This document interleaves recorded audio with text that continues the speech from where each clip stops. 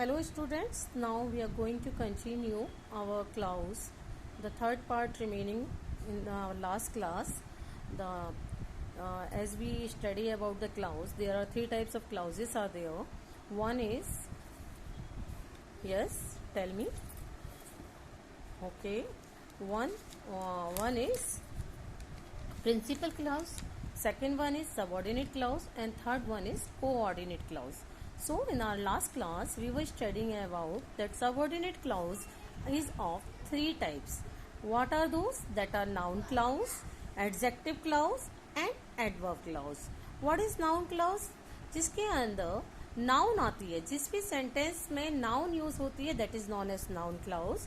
जिसके अंदर किसी भी चीज की विशेषता बताई जाती है that is known as adjective clause. And adverb clause is that जिसके अंदर किसी भी कार्य की करने की विशेषता बताई जाती है, किसी भी क्रिया का विशेषण बताया जाता है, विशेषता बताई जाती है, that is known as adverb clause. For example, when you went there I was reading a book. So when you went there मतलब उसका क्या विशेषता क्या हुई, मतलब इसके अंदर जो एडवर्ब आया वो क्या आया, जब तुम वहां गए, मतलब वहां जाना, उसका वहां जाना जो था उसकी क्रिया का विशेषण था, दैट इज उसका काम करने की विशेषता थी. जब तुम वहां गए तब मैंने किताब पढ़ी, है ना. तो उसमें क्रिया विशेषण क्या हुआ कि जब तुम वहां गए तभी मैंने किताब पढ़ी, है ना. That is known as adverb clause. When you went there is I was reading a book. When you went there I was reading a book. Okay. And at last we can say that adjective clause is also known as relative clause. What we can say? Adjective clause is also known as relative clause. Okay, fine. Now hope everyone understands very well the subordinate clause. Now we are going to continue about the third part of the clause, that is coordinate clause. Okay. Coordinate clause is that clause which is equal to the another clause in sentence and can gives complete sense equally. Coordinate clause क्या होता है students? Coordinate clause is that clause, वो clause है which is equal to another clause, मतलब जिसके अंदर दोनों part जो होते हैं कंपैरेटिवली सेम होते हैं and can give complete sense equally. मतलब एक सेंटेंस के अंदर दो पार्ट है एंड दोनों ही पार्ट जो है उस सेंटेंस के इक्वली आपको फुल सेंस दे रहे हैं, अपना कंप्लीट मीनिंग आपको रिप्रेजेंट कर रहे हैं. That is known as coordinate clause. For example, God made the country and the man made the town. God made the country. इसमें आपका कंपैरिजन कहाँ आया? God made the country. भगवान ने कंट्री बनाई, है ना. And the man made the town. और मैन ने कंपैरेटिवली क्या कर दिया, उसका टाउन बना दिया. That is known as coordinate clause. And that coordinate clause is just behave like a complete sense giving sentence with the another clause equally. Okay, for example we are taking the second example again. She must weep or she must die. या तो वो रो रहे, या तो वो रोती रहे, या फिर वो मर जाए. she must weep और she must die, है ना. या तो वो रोए या फिर वो मर जाए. That is both the sentence is giving complete sense. Okay, I hope that you got it. Our hoard is little but our hearts are great. हमारा होड़ जो है वो छोटा है बट हमारा हार्ट जो है वो बहुत बड़ा है. In above example, each sentence is compound sentence. Now we are going back to the sentences. हमने पहले अपने चैप्टर में पढ़ा है सेंटेंस तीन तरीके के होते हैं, simple sentence, compound sentence and complex sentence. Compound sentences are those sentences which are made up of two sentences. At least one coordinate clause, one clause is there, and one principal clause should be there, and at least one clause should be also attached to that principal clause. That is known as compound sentence. So we can say coordinate clause is just like to having the compound sentence in its completeness. Okay, for example, I don't like that you should go there and help him.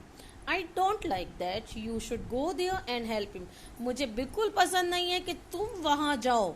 I don't like is a separate sentence that you should go there and help them.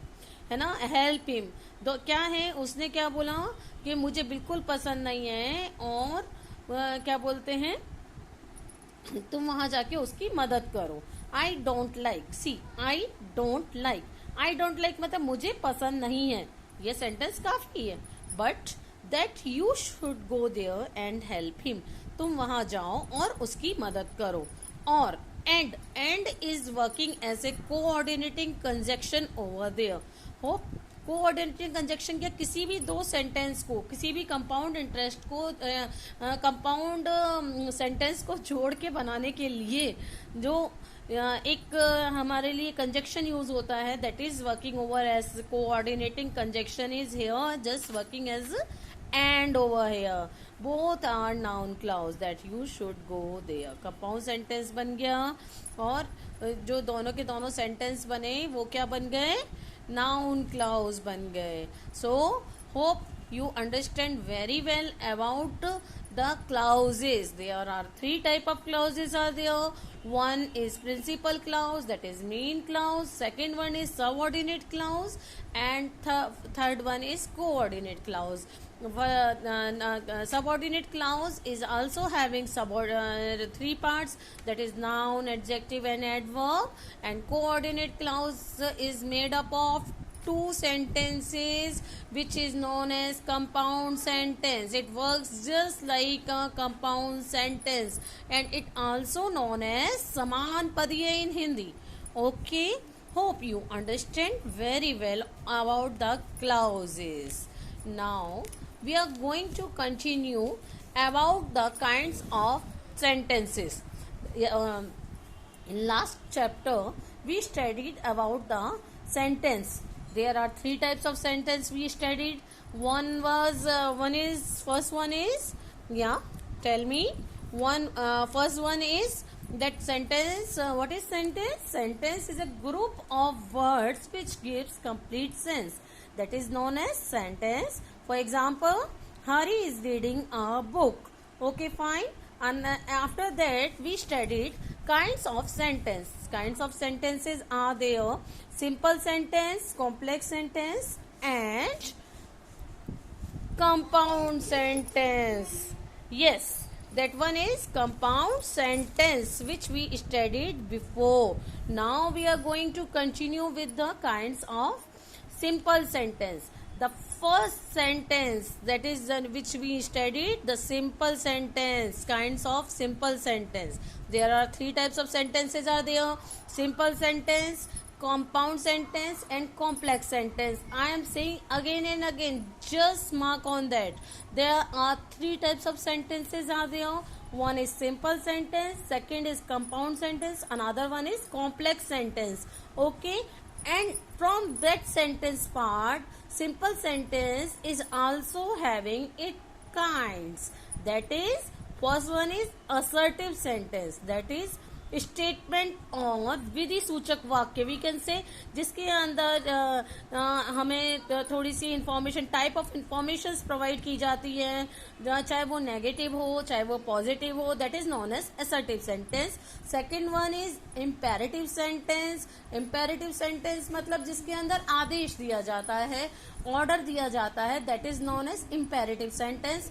Third one is interrogative sentence, in which we get questions asking by somebody, that is known as interrogative sentence. Okay, fourth one is exclamatory, that is in these type of sentence we shows feeling, we sees feeling, जो भी भावनाएं हमारे मन में आती है, that is known as exclamatory sentence. Okay, now we are going to study about these kind of simple sentences, that is assertive, imperative, interrogative and exclamatory.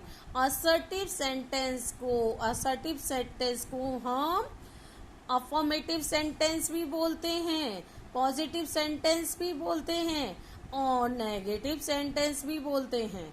Assertive sentence which gives any type of information, might be negative or might be positive, that is known as assertive sentence. The sentences which provide us any type of any information about the subject is known as exactly assertive sentence. For example, I learned my lesson now. I learned my lesson now. So what we are seeing here? We seeing the positivity. मैं अब अपना lesson याद कर लूंगा या कर लूंगी. So here we can see the positive thing that he can learn the lesson. So this is affirmative sentence. This is the positive sentence. सकारात्मकता आ रही है इसके अंदर. क्या आ रहा है? Hope you can understand very well, students. That is सकारात्मकता आ रही है इसके अंदर. वो इस बात को मान रहा है, पॉजिटिवली बोल रहा है सामने वाला कि I learn my lesson now. मैं अब अपना लेसन याद कर लूंगा. Information provide by the positive और affirmative sentence is known as assertive sentence. Hari is going to his house. Hari अपने घर जा रहा है. Positivity. Okay, that is confirmation that कि वो अपने घर जा रहा है.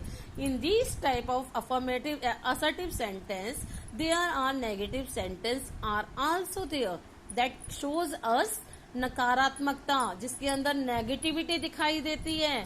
These type of sentences are known as negative sentence. I never tell a lie.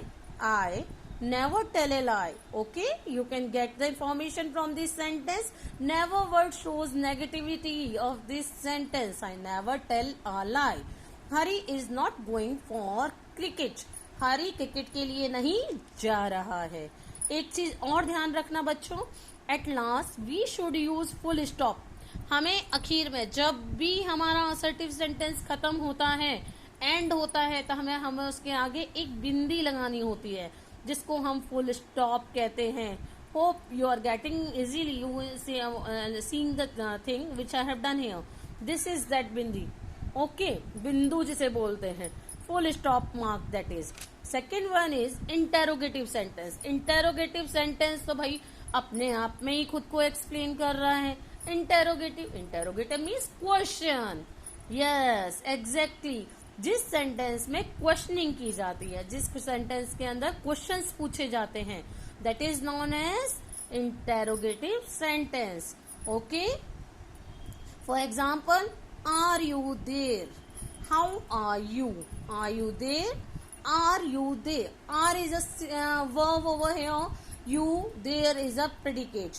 Okay, that is a separate sentence. Are you there? क्या तुम वहाँ हो? Are you there? क्या तुम वहाँ हो? How are you? तुम कैसे हो? दोनों के अंदर क्या पूछा गया? क्वेश्चन पूछा गया. अब इंटेरोगेटिव सेंटेंस क्या होते हैं? दो तरीके के होते हैं. सेंटेंस जैसे हमने अभी एग्जांपल लिया, आर यू देयर, जिसके अंदर वर्ब पहले आ गई, उसको क्या कहा जाता है ना. इस तरीके ये इंटेरोगेटिव के दो पार्ट होते हैं. एक वो जिसके अंदर वर्ब पहले आता है, एक वो जिसके अंदर वर्ब बाद में आता है. इन which question words come first, और उसके बाद में क्वेश्चन वर्ड पहले आता है और उसके बाद में वर्ब आता है. लेकिन एक तरीके के इंटेरोगेटिव ऐसे होते हैं जिसमें पहले वर्ब आता है, बाद में बाकी का सेंटेंस आता है. और एट लास्ट हमको क्या करना पड़ता है? आखिर में सेंटेंस फिनिश होने के बाद में हमें क्वेश्चन मार्क लगाना पड़ता है. For example, is she not clever? Is she not clever means is a verb over here. Is पहले आ गई तो अभी वो क्वेश्चन है. And second example, why is he here? वो यहाँ क्यों है? क्वेश्चन वर्ड आ गया पहले, वाई इज ही हियर, इसमें क्या आ गया, क्वेश्चन वर्ड आ गया पहले. Okay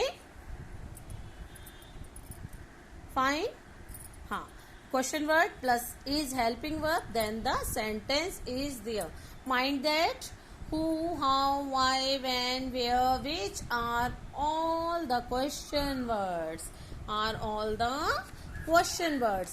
Our next sentence is imperative sentence. What is that? Imperative sentence. Imperative sentence means the sentence in which ordering is, permission is there, request is there, helping is there, politeness is there, or suggestions is there. That is known as imperative sentence. For example, please help me. That is showing please help me. This is request. इसके अंदर हमें क्या नजर आ रहा है, मेरी please मेरी मदद करो. इसके अंदर हमें क्या नजर आया, रिक्वेस्ट नजर आ रही है. हम किसी से आग्रह कर रहे हैं, है ना, हम किसी से रिक्वेस्ट कर रहे हैं. Second, kindly help me in my homework. Kindly help me in my homework. इसके अंदर हमें क्या नजर आ रहा है, पोलाइटनेस नजर आ रही है, प्यार से हम बोल रहे हैं. Don't waste your time. इसके अंदर हमारे क्या आ गया, सजेशन आ गया. Don't waste your time boys. लड़कों अपना टाइम बर्बाद नहीं करो. ये क्या हो गया, इसके अंदर क्या हो गया, सजेशन हो गया. ये सजेशन पेरेंट्स भी देते हैं, ये सजेशन टीचर्स भी देते हैं, ये सजेशन सभी देते हैं बच्चों को. This is the suggestion. So these type of sentences are known as imperative sentence. The fourth one is exclamatory sentence. Exclamatory sentence are विस्मय सूचक sentence. In these sentences represents happiness, sadness, sorrow, appreciation, or in other word we can say feeling of our heart. हम अपने दिल की सारी भावनाएं जिसमें शब्दों में निकाल के रख देते हैं, उन sentences को क्या कहा जाता है, exclamatory sentence. What we used to say these type of sentences, exclamatory sentence. In this sentence we can show our feelings. For example, how cold the night is. अरे बाप रे कितनी सर्दी है, कितनी सर्द रात है ये, कितनी सर्द रात है ये. How, question word, cold ठंडी, the night रात is verb. What a shame, कितना shame है. इनके आगे क्या आएगा, सब में एक्सक्लेमेटरी आएगा, एक्सक्लेमेटरी मार्क आएगा. सॉरी मैंने नहीं लगाया है, बट एक्सक्लेमेटरी क्वेश्चंस के बाद में हमें एक्सक्लेमेटरी मार्क्स लगाना होता है. इन सेंटेंस के बाद में एक्सक्लेमेटरी मार्क्स लगाने होते हैं. So this is the exclamatory mark which we have to put after the exclamatory sentence. अभी कोई बीमार हो गया, वी यूज टू से ना, ओह सो सैड ही इज इल, ऐसा हम बोलते हैं ना. That is known as exclamatory sentence. ठीक है बच्चों. So hope you well understand about the sentences. Next topic में हम डिस्कस करेंगे. मतलब एक सेंटेंस जो होता है वो सेंटेंस डिवाइड होता है दो पार्ट्स के अंदर. सिंपल सेंटेंस भी दो पार्ट्स के अंदर डिवाइड होता है, that is subject and predicate. And subject predicate जो है, सब्जेक्ट भी दो पार्ट में डिवाइड होता है, एंड आफ्टर दैट प्रेडिकेट भी दो तीन पार्ट्स में डिवाइड होता है. We are going to continue in our next class. तब तक के लिए be safe. Bye bye, take care.